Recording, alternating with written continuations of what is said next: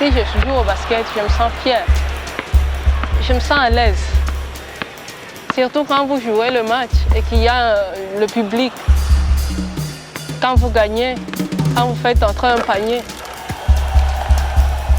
ça donne une fierté quelconque. On a une liberté, je ne sais pas comment m'exprimer. Je crois que vous aussi, vous pouvez jouer au basket pour vous sentir comme je me sens. Quand les entendants ici, les gens qui parlent, voient que je suis en train de coacher les sourds, ça les étonne. Ils se demandent, mais comment les sourds peuvent jouer au basket?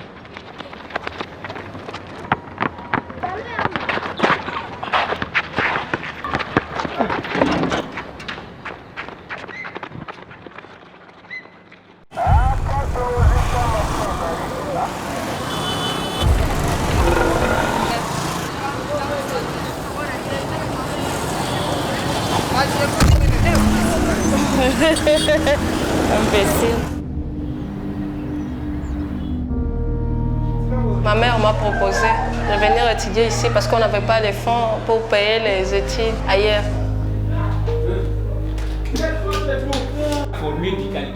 Je me suis dit, venir essayer pour 2 semaines, semaine, si ça va, j'étudie. Si ça ne va pas, je change d'école. Le premier jour ici, j'avais peur.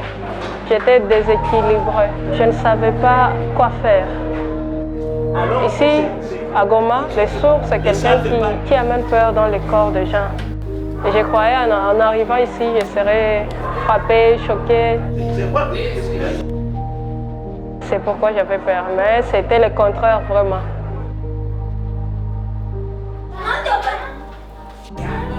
Je me suis présentée en entrant dans ma salle de classe. J'ai eu un sourd, un ami, il m'a vraiment approché, il m'a dit de se mettre à côté de lui. Il m'a donné un papier. J'ai écrit bonjour, il m'a montré un signe. J'ai écrit comment ça va, il m'a montré un signe. Exemple. Je suis rentrée ce jour-là à la maison avec 6 signes déjà appris à l'école.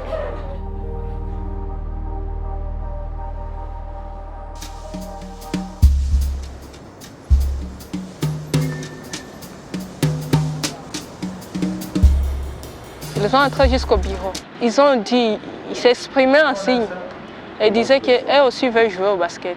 Quand vous faites Et après, le coach a dit, qui va les entraîner? Et il m'a dit, ok, Amina, tu vas entraîner les sourds.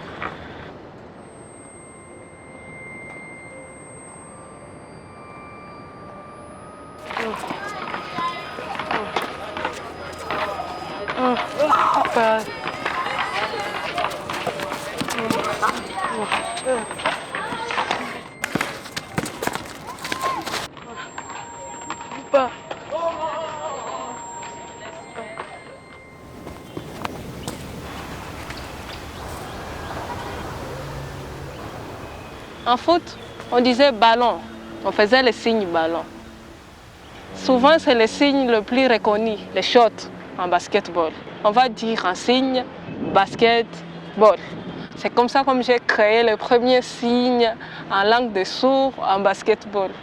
Je les ai dit donc, on parlait là de basketball.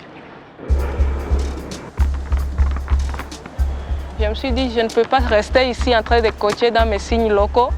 Alors j'aimerais savoir des signes internationaux de coaching de basketball. Ok, c'est bon. Pour moi, coacher les sourds, ce n'est pas du jeu. Ce n'est pas de l'amusement, non. Mais j'ai un objectif, ce sont des sourds, oui. Mais quand le monde entier saura qu'il y a des sourds qui jouent au basketball, ils seront intéressés. Et quand ils viendront, il faut qu'ils voient quel est le basketball que le sourd joue.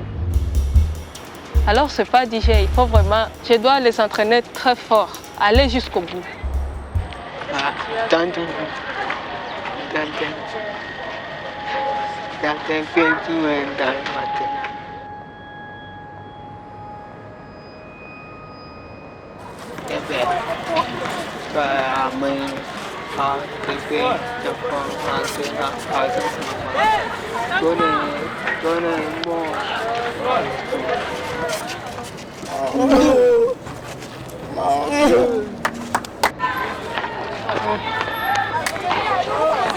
Ah.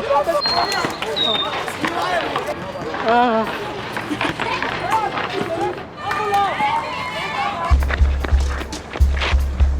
Ils ont vraiment besoin de jouer au basket. Après l'école, il vient ici et on commence l'entraînement. C'est juste après l'entraînement qu'il peut partir manger à la maison, faire d'autres distractions. Il priorise l'entraînement. C'est pourquoi leur courage me donne moi aussi l'envie de les enseigner. Ce qui m'encourage, c'est leur volonté.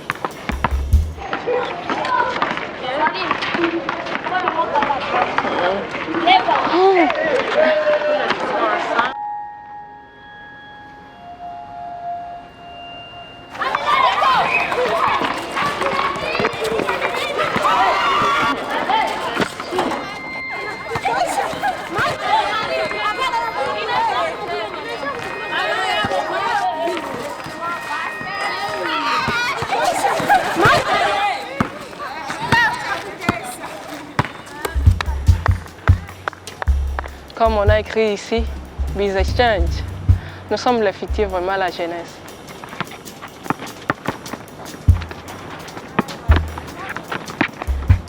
Quand j'ai commencé le basket en 4e année, j'avais beaucoup de préoccupations. Je n'avais même pas le temps de penser où est mon père. Le basket m'a aidé. Mon rêve, avoir une équipe de sourds en basketball. Que l'équipe de sourds puisse jouer aussi à l'international, dans des compétitions. Pour moi, vraiment, c'est une deuxième famille.